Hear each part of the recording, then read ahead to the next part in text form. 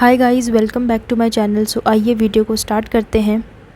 तो जैसा कि आप लोग जानते हैं कि पम्मी और प्रेरणा की लाइफ में अभी बहुत कुछ चल रहा है, लेकिन मैं आप लोगों को बता दूं कि सोशल मीडिया पर इनके बारे में ढेर सारी बातें हो रही हैं, जहां पे आप लोगों ने इनको हिट करना स्टार्ट कर दिया है। आप लोगों को तो याद ही होगा, जब इनके सेपरेशन की खबरें सामने आई थी, जब ये लोग सेपरेट रहने लगे थे, उस टाइम पर कुछ लोगों ने पम्मी को सपोर्ट किया था, कुछ लोगों ने प्रेरणा को सपोर्ट किया था। लेकिन अब हुआ यह है कि अब लोगों ने दोनों को ही हिट करना स्टार्ट कर दिया है। वो इसलिए क्योंकि इन्होंने अपनी ऑडियंस से झूठ बोला, जो इनको इतने टाइम से सपोर्ट करते आए हैं, इनका इतना साथ दे रहे हैं, इतना इनका पक्ष ले रहे हैं, उन्हीं ऑडियंस ने अब इनको हेट देना स्टार्ट कर दिया है। और वो इसलिए क्योंकि इन्होंने अपनी ऑडियंस से एक बहुत ही बड़ी बात छुपाई है। वो हुआ ये कि आप लोग तो जानते ही हैं कि कुछ दिन पहले पम्मी और प्रेरणा मिले भी थे, जिसके बारे में पम्मी ने स्टोरी भी लगाई थी, रील्स भी पोस्ट की थी कि हम 3 महीने के बाद मिल रहे हैं। लेकिन कुछ देर के बाद ही स्टोरी डिलीट कर दी और एक दो दिन के बाद पम्मी ने रील्स को भी डिलीट कर दिया। बट मोस्ट ऑफ़ द लोगों ने रील्स और स्टोरीज़ को देख लिया था, और ये सब देख के वो लोग भी खुश हो गए जो इनसे नाराज़ थे कि चलो एटलीस्ट इनका पैचअप तो हुआ। एंड ऑब्वियस ही बात है कि जो लोग पम्मी को सपोर्ट करते हैं वो प्रेरणा के हेटर्स बन गए थे, और जो लोग प्रेरणा को सपोर्ट करते हैं वो पम्मी के हेटर्स बन गए थे। अब ऐसे में ये सारे लोग भी खुश हो गए इनकी पैचअप वाली पोस्ट देख कर कि चलो एटलीस्ट 3 महीने के बाद ये मिले, अब इनके बीच में सब कुछ ठीक हो जाएगा, क्योंकि इनके रिश्ते में एक बेटी भी इन्वॉल्व है। एंड बहुत सारे लोग जो हैं वो इस बात से भी खुश हो गए कि चलो एटलीस्ट नोना की लाइफ ख़राब होने से बच जाएगी, उसे अपने मम्मी पापा दोनों का प्यार मिल जाएगा। और ये एक फ़ैक्ट भी है कि जब दो पेरेंट्स अलग होते हैं तो सबसे ज़्यादा अफेक्ट जो है वो बच्चे की लाइफ पे ही पड़ता है, क्योंकि आज नहीं तो कल पेरेंट्स कभी ना कभी अपनी लाइफ में मूव ऑन कर ही जाएंगे, लेकिन वो जो बच्चा होता है वो अपनी लाइफ में कभी भी मूव ऑन नहीं कर पाता। वो बस अपने पेरेंट्स के बीच में फंस कर रह जाता है। अब हुआ ये कि लोगों ने इनकी स्टोरीज़ और रील्स को ऑलरेडी देख लिया था, और सब लोग यही उम्मीद कर रहे थे कि ये अपने व्लॉग्स में इस बारे में कुछ बात करेंगे, कुछ बताएंगे। बट ऐसा हुआ ही नहीं। व्लॉग में बात करना तो बहुत ही दूर की बात है, इन्होंने इस बारे में कुछ जिक्र भी नहीं किया कि ऐसा कुछ हुआ भी था।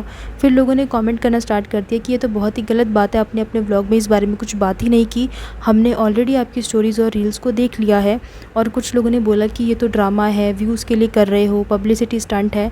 और ऐसे में लोगों को तो लगेगा ही कि ये पब्लिसिटी स्टंट है। फिर लोगों ने गुस्सा भी किया, एंड लोगों का गुस्सा यहाँ पर बनता भी था। जब लोग आपको सपोर्ट कर सकते हैं तो लोग गुस्सा भी कर सकते हैं।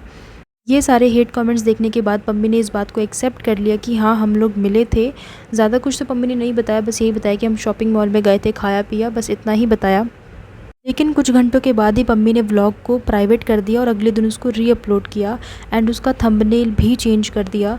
एंड आप में से जितने भी लोगों ने प्राइवेट करने से पहले देखा था, आप लोगों को याद होगा कि पहले थंबनेल कुछ और था, लेकिन जब उसको रीअपलोड किया तो थंबनेल को चेंज कर दिया गया था।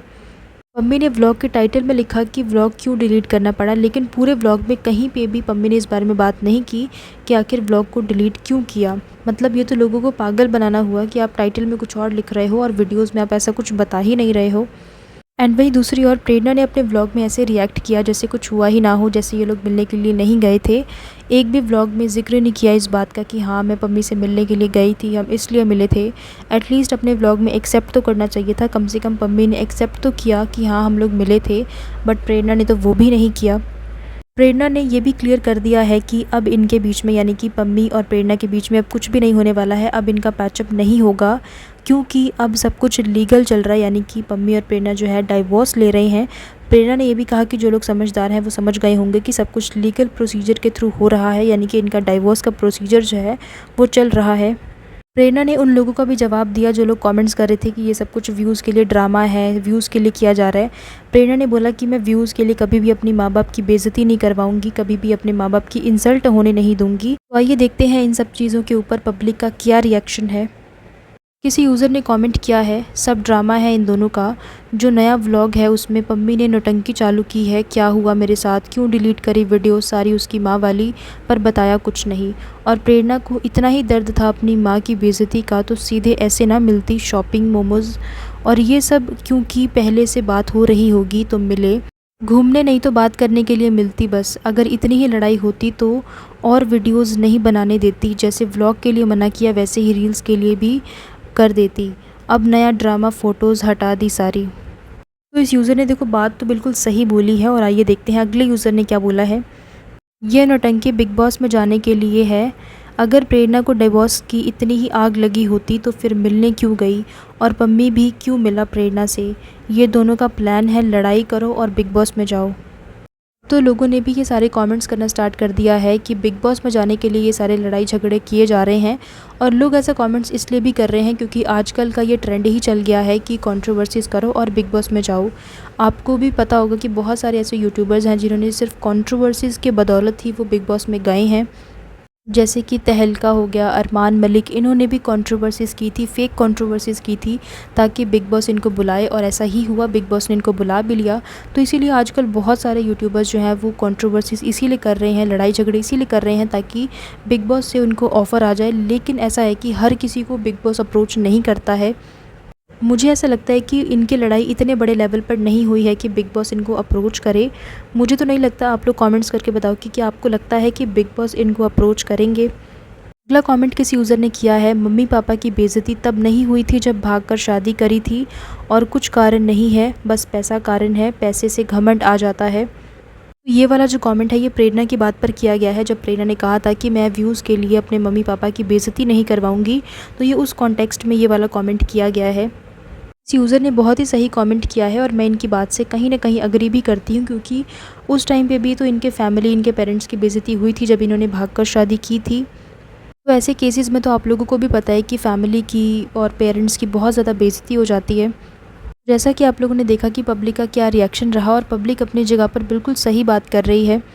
जब तक ये अपनी ऑडियंस को क्लैरिटी नहीं देंगे, इनको इसी तरह की हेट का सामना करना पड़ेगा, इसी तरह के कमेंट्स इनको देखने को मिलेंगे।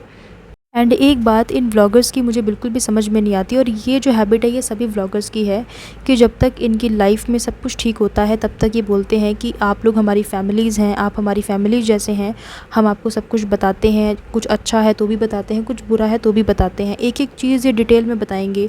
लेकिन जैसे ही इनकी मैरिड लाइफ में कोई प्रॉब्लम आएगी तो अचानक से ये बोलने लग जाते हैं कि ये हमारा पर्सनल मैटर है, प्लीज़ आप लोग कॉमेंट्स ना करें, प्लीज़ आप लोग ऐसे पूछे ना। तो अचानक से ये सब कुछ कैसे हो जाता है? और ये हैबिट किसी एक व्लॉगर की नहीं बल्कि सबकी है। अभी रिसेंटली आप लोग देख ही रहे हैं गौरव एंड ऋतु के बीच में कितना कुछ हो रहा है। जब तक इनकी लाइफ में सब कुछ ठीक था तो ये A to Z हर एक चीज़ अपने व्लॉग में शूट करते हैं, हर एक चीज़ बताते हैं। लेकिन अब जैसे ही इनकी मैरिड लाइफ में प्रॉब्लम आई है तो अचानक से इन्होंने बोल दिया है कि ये तो हमारा पर्सनल मैटर है, पर्सनल इशू है। जो सोशल मीडिया प्लेटफॉर्म होता है वो पर्सनल इशूज़ को डिस्कस करने के लिए नहीं होता है। लेकिन इन्हें ये बात समझ में नहीं आती कि ये अपनी पर्सनल लाइफ को दिखाकर ही तो फेमस हुए हैं। आज जो इनके पास फेम है वो सिर्फ़ और सिर्फ अपनी पर्सनल लाइफ को दिखाने की वजह से ही आया है।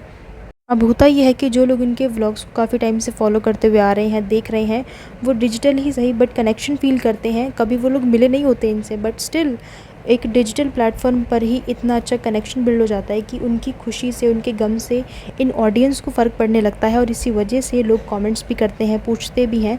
लेकिन बाद में फिर ये जो क्रिएटर्स होते हैं, व्लॉगर्स होते हैं, ये कहीं ना कहीं ऑफेंड भी हो जाता है कि लोग हमें कमेंट्स क्यों कर रहे हैं, ऐसा क्यों बोल रहे हैं। बट इनको ये समझना चाहिए कि लोग कंसर्न में आके ही पूछते हैं, अदरवाइज़ किसी को किसी की लाइफ से कोई फ़र्क नहीं पड़ता है। पर चलो जो भी है, होप फॉर द बेस्ट। जिसकी भी लाइफ है सबकी लाइफ अच्छी रहे, सही रहे। सो इसी के साथ मैं वीडियो को एंड कर रही हूँ, एंड आई होप कि आप लोगों को मेरा ये वीडियो पसंद आया होगा। कमेंट करके मेरे साथ अपने ओपिनियन ज़रूर शेयर करना कि इन सब के ऊपर आपका क्या कहना है। Let me know in the comments. And इसी तरह के और भी अपडेट्स और रिएक्शन वीडियोज़ देखने के लिए आप लोग मेरे चैनल को सब्सक्राइब कर लीजिए, बेल आइकन को प्रेस कीजिए ताकि सभी वीडियोज़ के नोटिफिकेशन आप लोगों को मिल जाएँ। So thank you so much guys for watching this video, and I will see you in the next one. Till then keep watching. Thank you.